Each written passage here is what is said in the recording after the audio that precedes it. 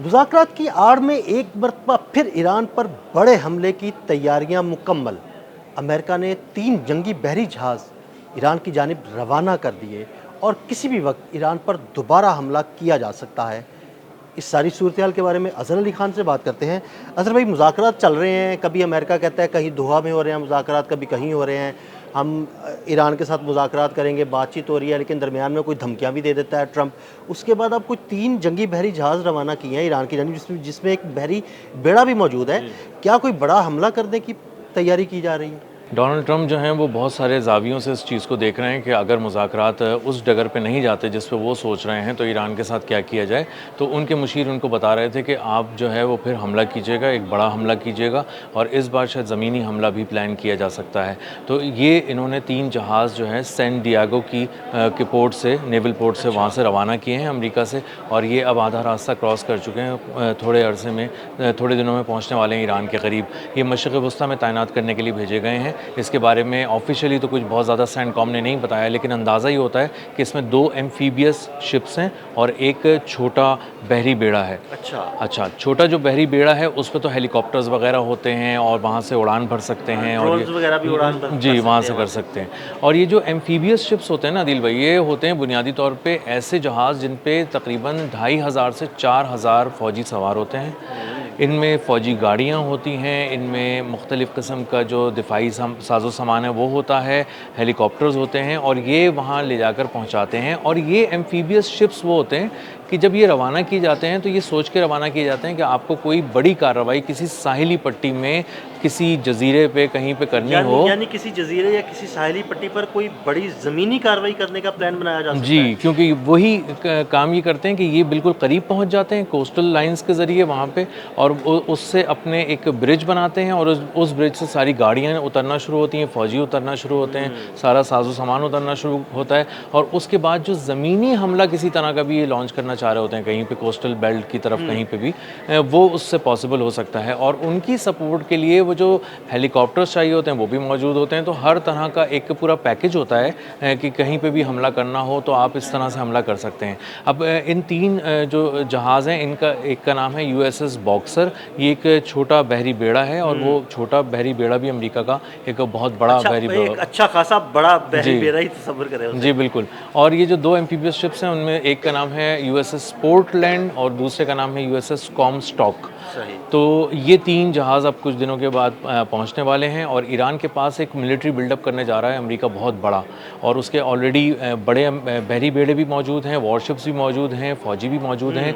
और ये जो मशरिक़ वस्ता के अंदर ऑलरेडी 50,000 के करीब उसके अराउंड फ़ौजी मौजूद थे, उसमें मज़ीद 2500 से 4000 का इजाफा करने जा रहा है। तो इतने बड़े पैमाने पे मिलिट्री मूवमेंट, मिलिट्री बिल्डअप का बिला वजह नहीं की जाती। उसके पीछे कुछ मकासद होते हैं, फ़ौजी मकासद होते हैं। ज़ाहिर है उस पर ख़र्चा भी आता है, उस पर बहुत सी लॉजिस्टिक सपोर्ट के हवाले से भी मामलात आते हैं। तो इसका मतलब ये है कि अमेरिका कोस्टल बेल्ट्स के पास ईरान की भी एक बहुत बड़े मिलिट्री एक्शन की प्लानिंग कर रहा है। और अब की बार अगर ऐसा कुछ होता है तो उनको उतरना भी है उसमें, और उतर कर जाना है, ज़मीन पे कदम रखने हैं, और ये बहुत ही डेडली एक्शन होगा और एक बहुत बड़े पैमाने पे। अच्छा अदर भाई, 2 सवालात है मेरे। गुज़िश्ता 2 रोज़ के दौरान कुछ ऐसी बातें सामने आई जिसमें ये बातें की गई इसराइल की जानिब से कि मुश्तबा ख़ामनाई को जो है ना वो निशाना बनाया जाएगा और हम पूरी तैयारी के साथ बैठे हुए हैं।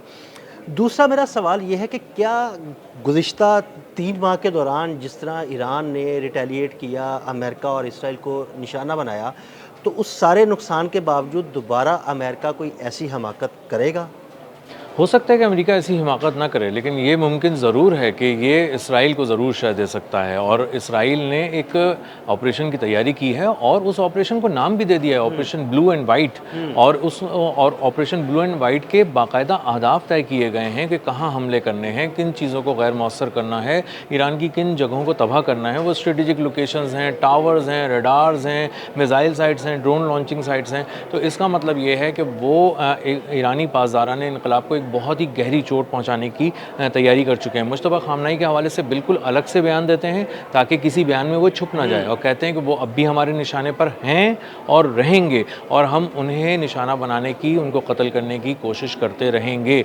और ये इसमें बहुत ही दिलचस्प बात भी है, हौलनाक बात भी है कि जो अगली गवर्नमेंट मुमकिन तौर पे हो सकती है, अगर नेतन्याहू को आप माइनस कर दें उसमें से, तो वो गवर्नमेंट के जो लोग हैं वो भी यही कह रहे हैं कि हमारा भी निशाना मुस्तफ़ा ख़ामनेई और रिजीम नहीं होगा। यानी उनकी जो पॉलिसी है वो सेम है। जी। अगर आगे हुकूमत नेतन्याहू की नहीं रहती, किसी और की हुकूमत आती है, तो पॉलिसी उनकी भी यही रहेगी। जी बिल्कुल, यकसू हैं बिल्कुल वो कि गज़ा में कत्लेआम नहीं रोकना, ईरान को निशाना बनाते रहना है, और लबनान में जहाँ तक हमारे कदम पहुँच चुके हैं वहाँ से हमें वापस नहीं लेके आने। एक बहुत खूबसूरत मुल्क है, बड़ा मज़े का मुल्क है, नेतन्याहू कह रहा है लबनान, और हम उसको नहीं छोड़ सकते। और वहाँ पे ये लोग चाहते हैं कि आबादकारी शुरू करें, उसको यहूदी देश में तब्दील करना शुरू करें। अब महज ये मिलिट्री एक्शन नहीं है, अब ये पूरी पूरी ज़मीन छीन के उसकी शनाख्त को तब्दील कर देने का एक एक्शन है।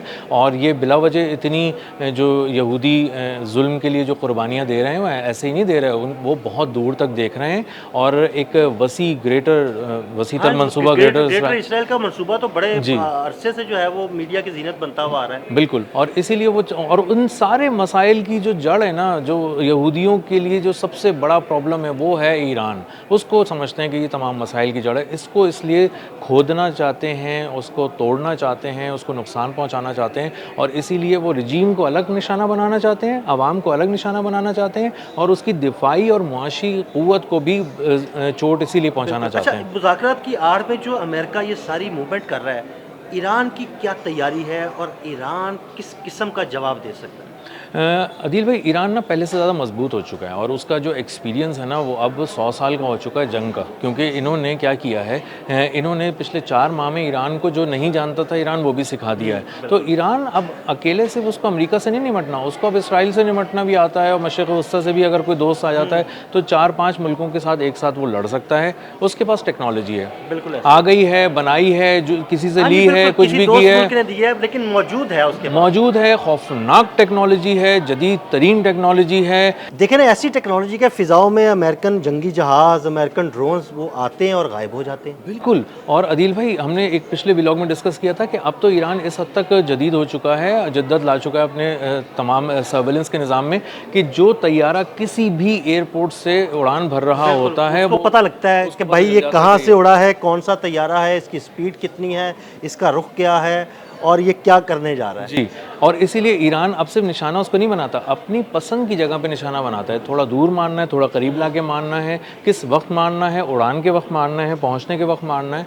तो ईरान के पास वो तमाम सेटेलाइट की बहुत ही 4K वीडियोज़ हैं, मतलब 4K क्वालिटी को वो इंजॉय कर रहे हैं इस वक्त। तो वो बहुत ही प्रिसाइजली हमला करने की सलाहियत रखता है ईरान।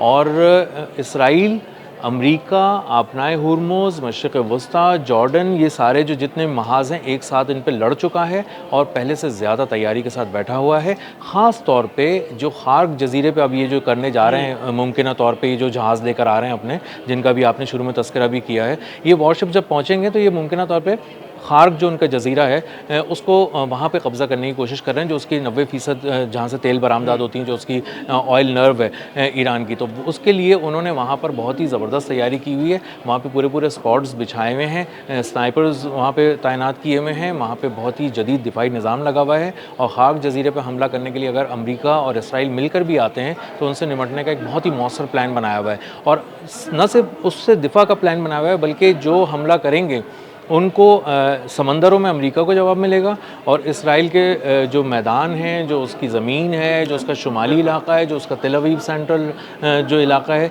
ये सारे गर्म हो जाएंगे। दोबारा हम यहाँ पे तबाही देखेंगे, बर्बादी देखेंगे, मिज़ाइल, बैलिस्टिक हाइपरसोनिक मिज़ाइल गिरते हुए देखेंगे। और यहूदी जो जिस चीज़ से डर रहे हैं ना कि आने वाले दिनों में शायद ईरान इन पर हमला करेगा, तो ईरान फ़िलहाल तो हमला नहीं कर रहा, लेकिन अगर ईरान पर हमला किया गया और उसको ललकारा गया, ऑब्वियसली जवाब देगा, उड़ा कर रख देगा। बिल्कुल। बहुत शुक्रिया अज़हर भाई। अज़हर भाई ने बड़ी तफसील के साथ अमेरिका के इस खौफनाक मंसूबे से पर्दा उठाया।